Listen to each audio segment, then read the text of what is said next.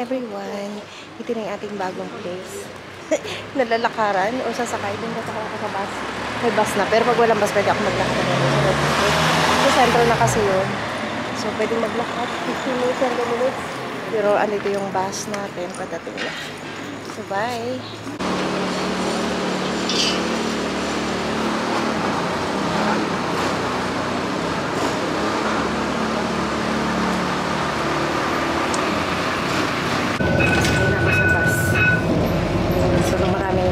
Kasi maaga pa. Dala ko yung bola. May bola bigay si Rina sa mga bata.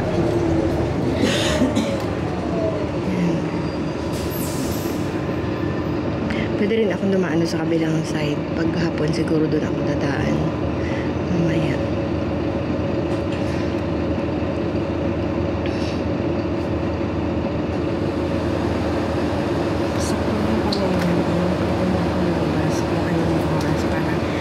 Estimate ko yung time na kapag-ilis ko sa bahay. 8:45 yung pasok ko ngayon. So, aga pa. Ano pa lang? 8:15 yung bus. So, pwede pala ako umalis na 8:45. Mas malapit nga pala dito.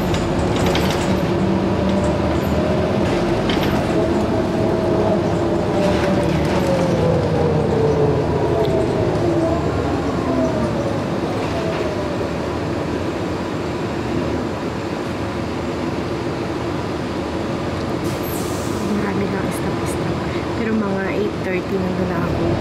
Wala pang 8:30 nandun na ako.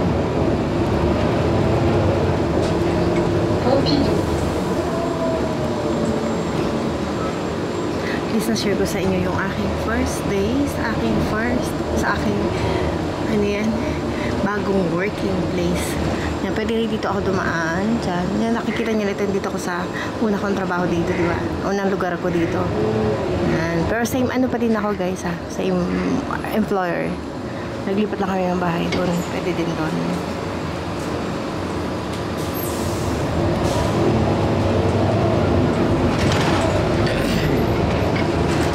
Yan ganito dito. May mga number yung buses. Doon ka maghihintay. Hindi ka gaya sa atin na yung kung saan lang huminto. Kung nasan ka doon ka pa parang hindi din. May bus stop talaga kung saan naghihintay yung mga tao. Kaya dito lang mag-stop yung mga tao. Ay yung bus, tapos dito maghihintay yung mga tao. Kung malayo ka doon sa lugar mo, hindi ka gaya sa atin, di ba? Sa tapat ng bahay, pwede ka magpara. Dito hindi.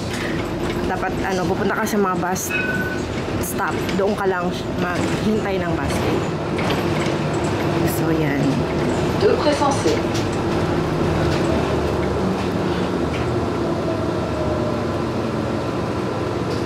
8 ano yung pasok ni Matmat 8:20.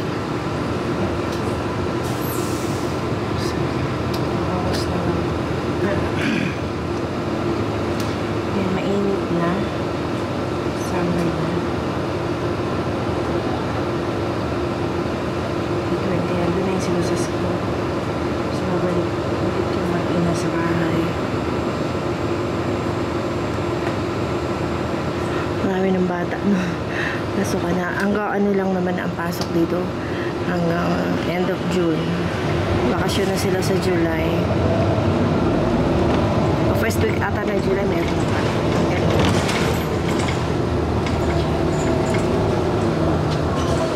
Tapos ito, basta ulit. Huwag hindi naman layo-layo. Hindi malalayo yung mga bus stop. Ano siya. Kaya hindi rin mahirap puntahan ba. Yan, sa highway lang. Mas mamaya ulit ako mag-vlog pag uwi ko. And keep going everyone. Happy Monday. So, ayan. Lakad na tayo guys. Mas convenient sa akin dito. Kasi malapit nga lang. Ayan yung bus na sinakyan ko. Doon ako nagbaba. Meron pa rin isa dong bus stop sa kabila. Dito na ako, daan muna tayo sa bangko. At least dito, hindi na ako bababa. Yung kapag may mga appointment ako sa bank, hindi ko na kailangang bumaba, sama-sama ko si rap-rap. Dito malapit lang. Pwede kong daanan bago ako pumasok. So, yun lang. Ang school ni Matmat doon sa kabilang side. Ayan yung bangko. Daan muna tayo. Para hindi na natin gagawin mamaya. So, pwede pala akong umalis sa bahay ng mga ano. Pero yung sapatos ko parang nagkit. Pwede pala akong umalis sa bahay ng mga 8:30. Sakto lang din. So, yun lang. Ulit, mamaya ulit. 7:30 na ng gabi. Mag-8 na guys. Ka-out ko lang. Vlog tayo ng konti. I-try ko ditong sumakay. Sa ano ko. Doon sa bus stop. Titingnan ko kung ilang minutes. Kasi dito dalawa yung option. Isa dito at saka doon sa sinakyan ko nung nakaraan. Dito siya nakikita. Ako sasaka ko sa 93. Tapos makikita mo dyan kung ilang minutes. Dito siya. 1 minute pa yan. Dito siya manggagaling. Yung bus ko guys. 93. 1 minute pa kalagay ito delay siya. Ayan.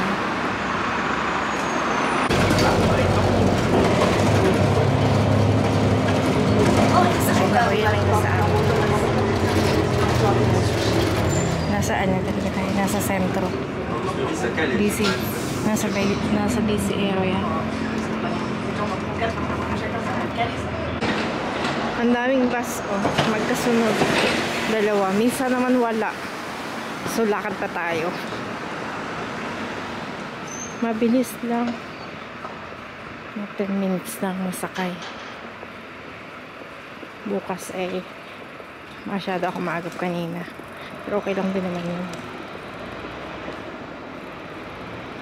Oh yeah, we keep going everyone and bye.